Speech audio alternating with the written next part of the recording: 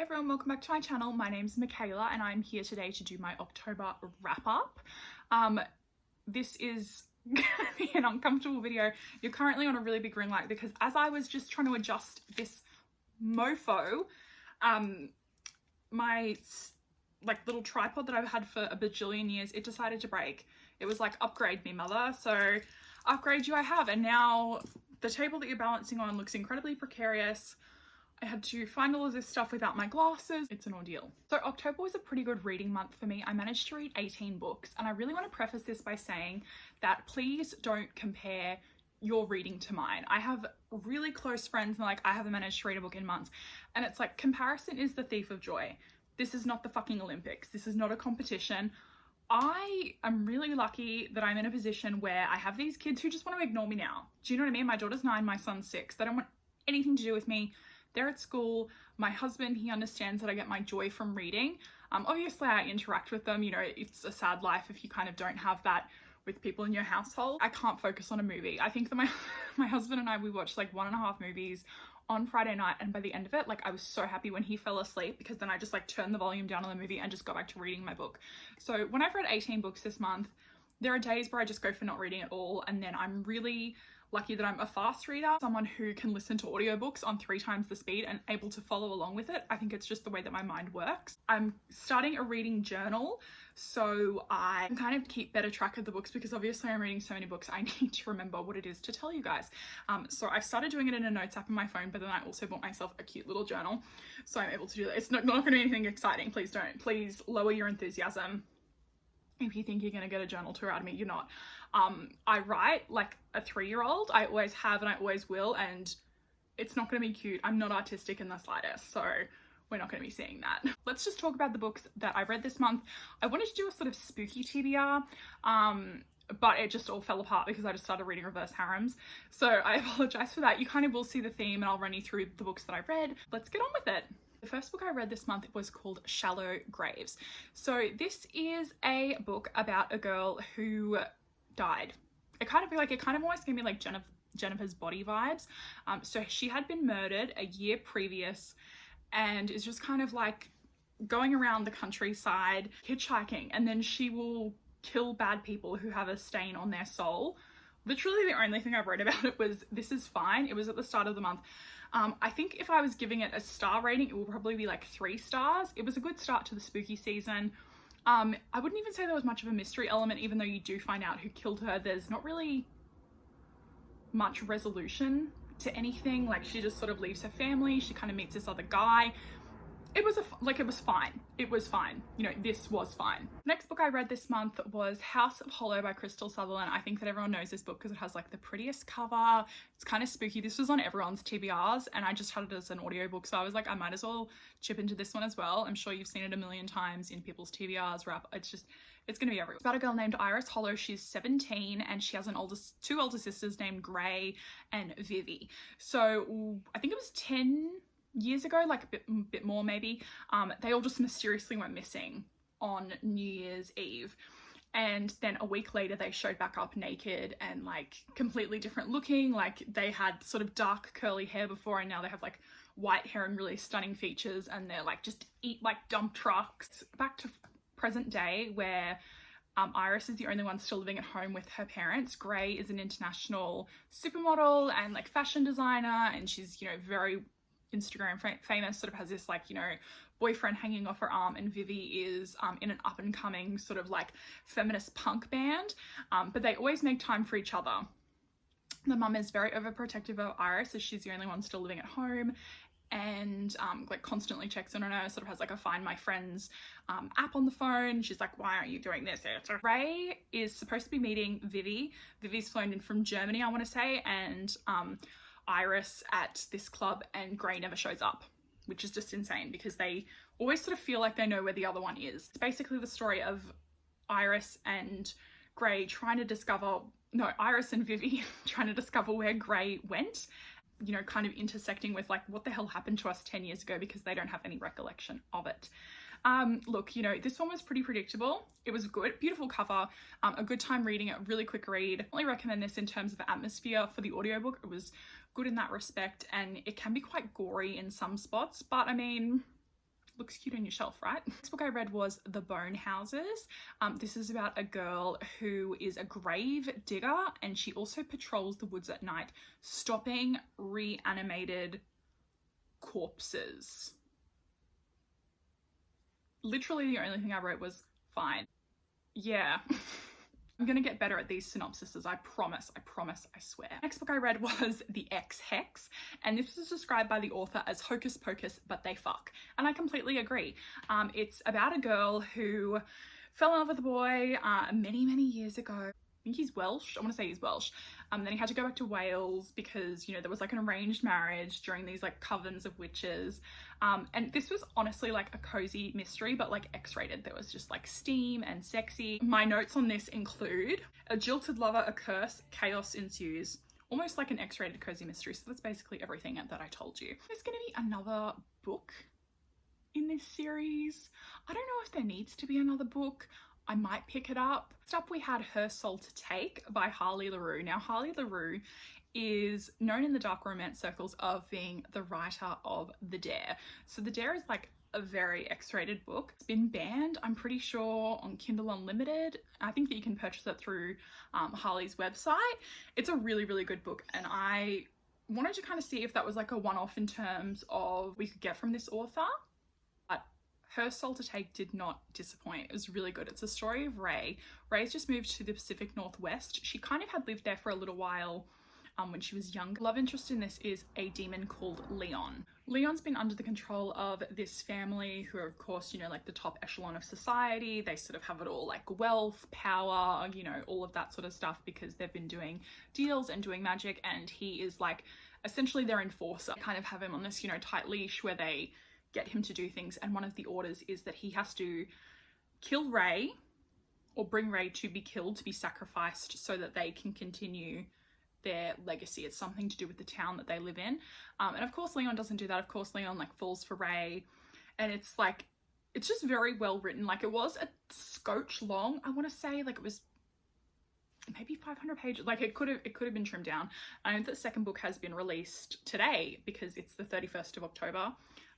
In most of the world, it is the 1st of November from me, so it is officially Christmas time. Season's greetings, and may Mariah Carey bless you. Next up, I read Lake's Edge purely for the cover. I was just feeling like a Crimson Peak vibe, and all I got was like a Hades and Persephone are going to sue. This is about a girl who she has a brother. Her brother has some unexplained sort of powers, and it is discovered a mysterious man. He actually kind of reminded me of Tuxedo Mask from Sailor Moon.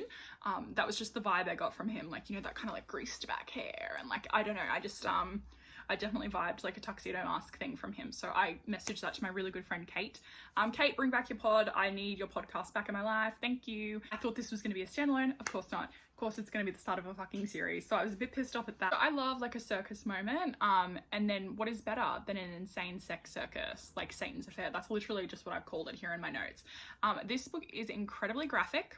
So that's a warning if you're not down for that sort of stuff. It is about a woman named Sybil who was raised in a cult by a religious zealot sort of father. Definitely impacted how Sybil kind of grew up. This is quite a short story. I want to say that like something else is kind of coming out of it, especially with the ending that was there. Like, works in a circus funhouse and has this kind of menagerie of lovers. I think that there's like maybe 5 of them, and it's like super, super, super graphic. So just really beware of that. It's not like a fun, like a More and More by Krista and Becca Ritchie, like I'm in a circus. It's like, we're in a circus, we're having sex in people's blood. It was good. That says a lot about me, doesn't it? Ugh. Sybil basically hangs out in this like house of horrors, and then her henchmen help her track down the people that she believes to be demons. She can kind of see like a stain on their soul. The problem that I had with this is that of her like 5 boyfriends or whatever, I couldn't tell them apart. I couldn't remember who they were once they left the page. It's interesting to sort of see it intercut with things from her past and being raised in that cult, and how it definitely warped and twisted her mind. And I think that the story, it could have just used a little bit more of a polish. It was pretty good though, enjoyable, really quick read. Let me know if you've read Satan's Circus down below and we can discuss the ending. Okay, so the next book that I read is In Peace Lies Havoc by Amo Jones. And I've just really discovered that Amo Jones is not the author for me. I had a lot of problems with this book it was a massive slog to get through it. Like when I say that I read a book really quickly, this book took me 3 days to read. And that is like 3,000 years in my book reading time. I noticed a common theme with Amo Jones books. So I've read maybe the first 5 books in the Elite Kings Club series. I read that book years ago, like when it was first released, when it was just the Silver Swan. And I compared it, like I did a wrap up and it was just, I said something like, this is like a cheap knockoff of The Royals done poorly. Problems with this book. One page, there's a character named Jake. And this is just like an editing issue, but I just don't understand how it hadn't been picked up. And he was called Jack by someone like twice. And then there was also things like the things that are described like in fluid strict movements. Like what? That fluid strict movements, like that completely cancels each other out. I think as well, like nobody ever has a straight conversation. Like there's a time and place for double speak, but like an insane traveling sex circus in an RV is not one of them. It's just so much simpler just to have a fucking conversation. Do you know what I mean? It's like, I understand that's not how books work. But truly, like some of these things in this book, I'm just like, it's not that deep. I can read any more Amo Jones. Like it's not going to be for me. It's never going to be for me. I analyze books too much to kind of get any enjoyment out of that. So personally, that's fine. I know that a lot of people are excited for the 3rd book. I'm very excited for you. I just won't be reading the 2nd or the 3rd. Next up, I did a little binge. I read Kingdom of the Wicked by Kerry Maniscalco, and then I read Kingdom of the Cursed. So I'll talk about the first one first. I'm really gonna read this one, but then my friend Lexi, she was like, let's read it. I don't even think she's finished it yet. I was like, bitch, I'm in, and I just flew. Like I was onto the 2nd book before Lexi was onto chapter 2, and I'm really sorry and I love you. You're my girl. What I've got here for my notes is that it reminded me of the pilot episode of the originals, and I totally stand behind that. It's kind of like these like witches are bad, witches are good, there's demons, there's not demons, there's a vampire, there's not a vampire, there's the church, At no point did I understand what time period we're in. In the 2nd book, they actually make this massive point of being like, it's the 19th century. And I was like, fantastic. So now I know where I am. Light bulb moment, very good, let's get going with it. Also say that the synopsis for this book is a massive spoiler. So I don't even really want to talk about it. I will say that I liked the love interest. The character was a little bit insufferable, but I think like with Kerry Maniscalco's books, because I have read all of the Stalking the Jack the Ripper book, it's just kind of a thing. Like the girls are all pick me sort of girls. I'm not really down for it, but the male love interest is pretty good. In the 2nd book, Kingdom of the Cursed, the first book is YA. This book goes to new adult real fucking quick.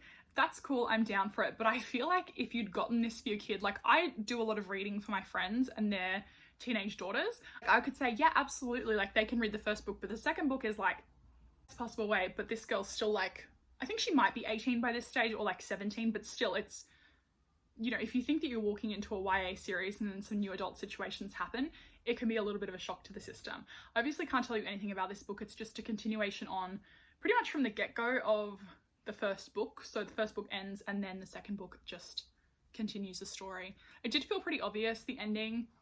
I'm not like, you know, screaming for the next book because I read the 2nd book as soon as it came out pretty much. So remind me to read the 3rd book when that happens. So this is where I lost my mind and just went on like a reverse harem bender. I read Filthy Rich Boys by C.M. Stunich.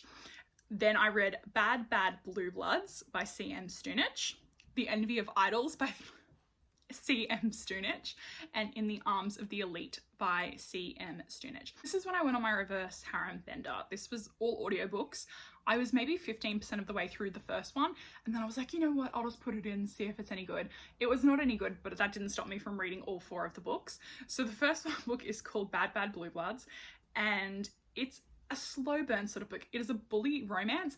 All of these books start at the end. So the girl Marnie, and then there's Creed. Oh my god, what are their names? She has 5 boyfriends. C.M. Stunich does reverse harems and she loves 5 love interests, and I'm just like, that's 5 too many men for me, for my liking. Oh my god, what are their names? Creed, Tristan, and Zaid. So Marnie's standing out the front of the school with these 3 assholes who have just tormented her, made her life hell. There's talk of like a bet, something to do with that. And then we go back to Marnie's first day at this school. She is of course a scholarship student. She has worked hard for this. She has an absent mother. C.M. Stunich hates mothers. In the book, I'll get to this, but in the books that I've read from her, there's never a good mother. So it's not a Gilmore Girls relationship she's got in these things. Marnie's dad is an alcoholic, but he's trying his best for his daughter at some points. And Marnie's just worked really, really hard to get here, and she's a bit of a Mary Sue, and she really thinks that she's going to make a go of this. And, you know, she hasn't got 10 cents to rub together, and she just expects these rich kids to be nice to her. Spoiler alert, they're not. I've written here that it has this very specific energy of a Noel Khan party from Pretty Little Liars. I know that show's fucking problematic as fuck and I hate it, but I watched it all. I know I'm garbage. If you watch it and it's like, there's that scene where, who is it, like Hannah Aria, someone, and they're talking to Noel Khan, and like there's someone there on that thing, but it has that very specific sort of energy of like, we're at this party and everyone's partying, but we're talking about real adult grown-up things, and you'll never understand because we're part of the 1% and our fathers beat us and hate us, and, you know, we throw around $3,000 like it's nothing, and we wipe our ass with $100 bills, and we, you know, like, it's that sort of thing. So I thought it was really funny in that respect. DM Strange also loves to reference her own books. So there's like a point where someone's reading a book that she's already written, and I was like, I knew that it was her book off the top of my head because I'd seen it when I was flipping through my Kindle, and I was like, oh cool, she likes to get really meta with shit like that, which is fine. It's also set in the same universe as another reverse harem series that she has that I'm probably not that interested in reading. It's the Adamson All Boys Academy, and I think it's where a girl dresses up as a boy to gain entrance to the school. So like she mentions that that's sort of in the same universe, and then it comes into play later on in the piece as well. Okay, so then in Bad Bad Blue Bloods, it is very slow burn, and we know all of the love interests. So we've got 5 of them. One of the love interests is he's the great grandson of the Queen of England, and he's worth like $9 billion, and his name is Windsor York, and he just drinks tea all the time, and you know, he's actually really funny. He delivers one of the best lines at the end of the book where he's like, come on, Marnie, I've got a boat too. And he like whisks her away from It was great. It was really good. And there's also another one of the love interests. He has this sister who the narrator made her speak like Jordan Baker from The Great Gatsby, and she had like literally like 3 lines, and I just never stopped thinking about her for like the rest of the books. I was like, come back, sister. Like, she was the best. She's like, why do you want to do that?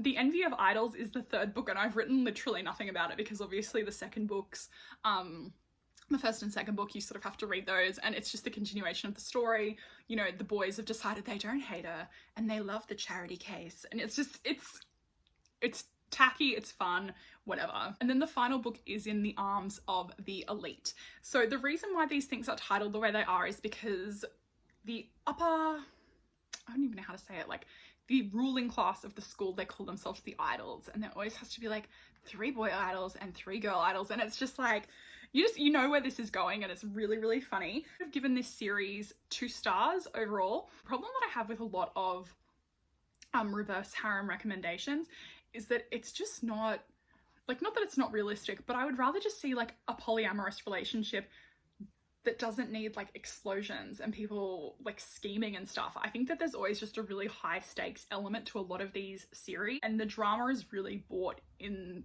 this book series. I think as well my big problems with Marnie. So Marnie had this thing during the book is she was like mercilessly bullied by the boys. She was bullied at her previous school, and that comes into play with it all. And then the 3 idol boys, so just like, you know, completely ruined her life and did what they did. But Marnie has this revenge plot in the 2nd book, and it goes through to the 4th, and she's incredibly self-righteous with what she deems an appropriate course of action in terms of punishment for people. And she's like, no bullying, but then like she'll allow things to happen, like ponytails to be cut off, and it's like, it's just a really weird sort of spiral that she kind of puts herself in, and a strange situation. And yeah, she's just a real like Mary Sue character. 2-star rating for the 4 books. The next little book that I read is a novella. It's called Scream For Me, and this would be perfect for fans of Harley LaRue's The Dare. It's a reverse harem set on Halloween night with a guy wearing a ghost face mask, a Michael Myers mask, and a Jason from Friday the 13th mask. And then the final 3 books that I read this month, I finished off the Hannaford Prep series. I read the first book, Just Drop Out, some point in the last couple of months. So the next book that I read was Make Your Move. So that's the second book in the Hannaford Prep series.